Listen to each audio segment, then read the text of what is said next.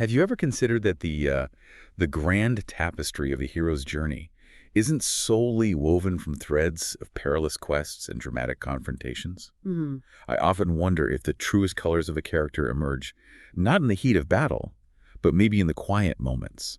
When the armor comes off and the weight of the world momentarily lifts. Yeah. Where does the real story reside? Only in the earth-shattering events, or is there like a deeper narrative unfolding in the spaces between?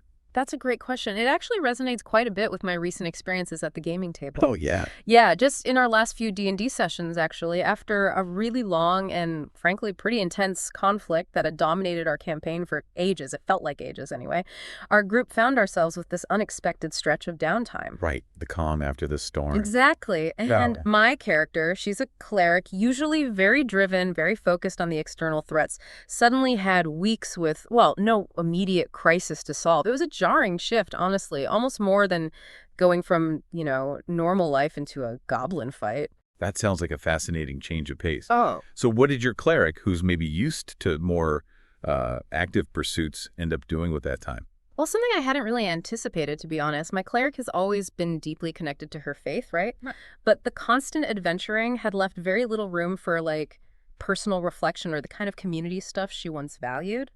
So during this downtime, she started this project to help rebuild a small, kind of neglected temple in the region we'd just saved. It wasn't about gaining power or uncovering ancient secrets. It was purely about reconnecting with her core beliefs and serving the local community.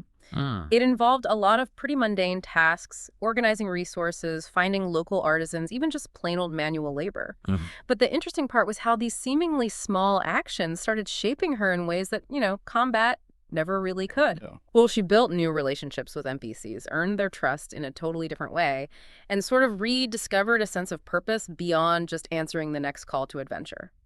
It wasn't like a heroic feat in the epic sense, but it felt incredibly meaningful for her development. That anecdote just perfectly illustrates the power of what our source material from LitRPG Reads gets into. Hmm. This often underappreciated narrative space, downtime in tabletop role-playing games. Right. They describe it as that crucial period between the big adventures, emphasizing that it's far more than just hitting pause. It's really fertile ground for significant character growth and, well, unexpected story threads. And what really stands out is the degree of player autonomy that downtime allows for. Hmm. In the thick of quests and combat, player choices are often reactive, aren't they? Dictated by what's happening right now. Sure, survival mode often kicks in. Exactly. But during downtime, players have the agency to be proactive. They can pursue personal goals, explore facets of their characters that might otherwise just lie dormant. And this freedom, this ability to initiate actions without an immediate external pressure, that can lead to much deeper investment, a stronger sense of really owning their character's journey. Okay, that makes a lot of sense. But just declaring, okay, you have downtime now might leave some players feeling a bit lost, maybe? How do you structure it effectively? How do you integrate these periods into a campaign to really maximize their impact? Well, the article suggests a few key approaches.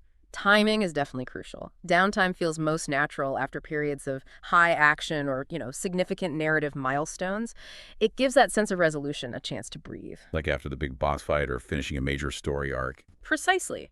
Think of it as the aftermath, or maybe the lull before the next storm. And framing these periods with evocative scenarios helps a lot too. Things like a kingdom celebrating a new peace treaty, or the arrival of a long winter, or even just the familiar comfort of being back at your home base after a really harrowing trip. These hooks give players context and, importantly, inspiration for their downtime activities. Makes it feel organic, part of the flow. Those evocative hooks sound like they could really spark the imagination.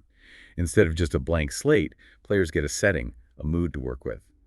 The article also mentions using role-play prompts, which sounds like another good way to guide players without actually telling them what to do. Yeah, exactly. These prompts aren't about dictating actions. They're more about posing questions that encourage introspection and interaction. Asking a character things like, what unresolved issue from your past still haunts you? Or what skill have you always secretly longed to learn? It just opens up avenues for personal development and creates opportunities to engage with the game world in totally new ways. It shifts the focus a bit from purely external challenges to more internal motivations and desires. And it's fascinating how these personal pursuits during downtime can then weave back into the main narrative, sometimes in completely unexpected ways, like a seemingly minor activity, maybe researching a local legend, could suddenly uncover a vital clue for a future Or quest. maybe a character tries to set up a small business and that attracts allies or enemies Yeah, the party never saw coming. right. That interconnectedness is really key. Player ambitions during downtime show that their characters are active agents in the world, not just reacting to whatever the DM throws at them. Their downtime choices can have real, tangible, lasting consequences, shaping the game world and creating new narrative possibilities that maybe even the game master didn't foresee. It makes the world feel much more alive, dynamic. And beyond just plot developments, downtime offers this unique chance to explore the emotional landscape of our characters, doesn't it? Yeah. In the thick of battle, there's often not much room for nuanced feelings. Very true. But those quieter moments let characters process trauma, maybe explore relationships, express vulnerabilities that might otherwise just stay hidden beneath the surface. Precisely. Think about a solitary vigil after losing a comrade, or maybe writing a heartfelt letter to a loved one far away, or even just a character revisiting a significant place from their past.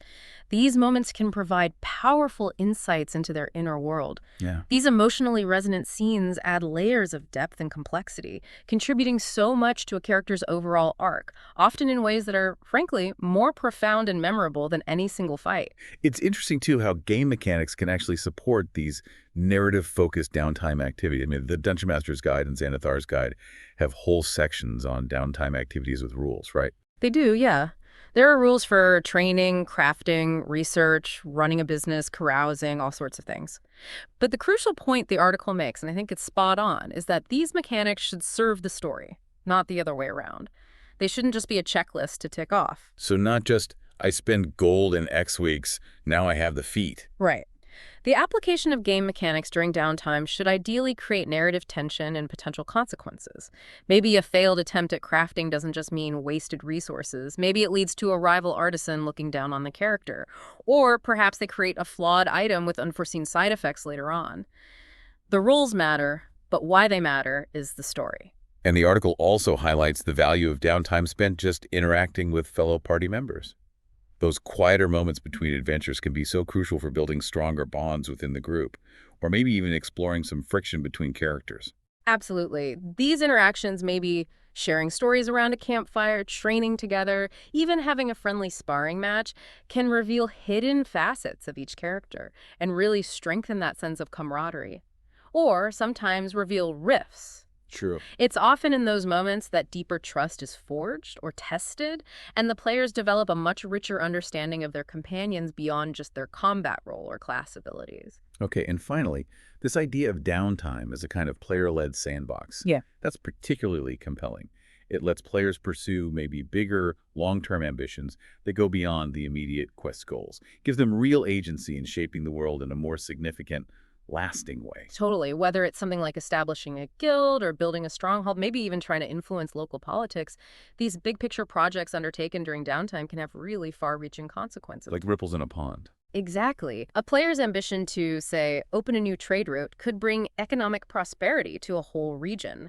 But maybe it also attracts the attention of bandits or powerful rival merchant houses. This sense of lasting impact can seriously boost player engagement and make the game world feel genuinely responsive to their actions. So really what this deep dive into the LitRPG Reads article underscores is that downtime in D&D, or any RPG really, is far from just being, the boring bits between adventures. Not at all. It's a vital component of rich storytelling. It offers these unparalleled opportunities for character development, emotional exploration, and the organic emergence of completely new narrative threads, all driven by player agency and ambition.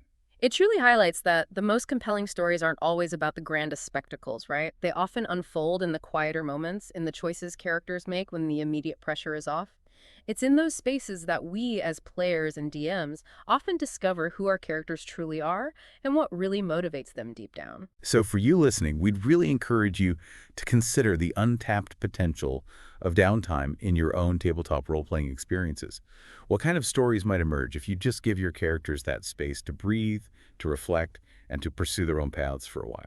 Absolutely.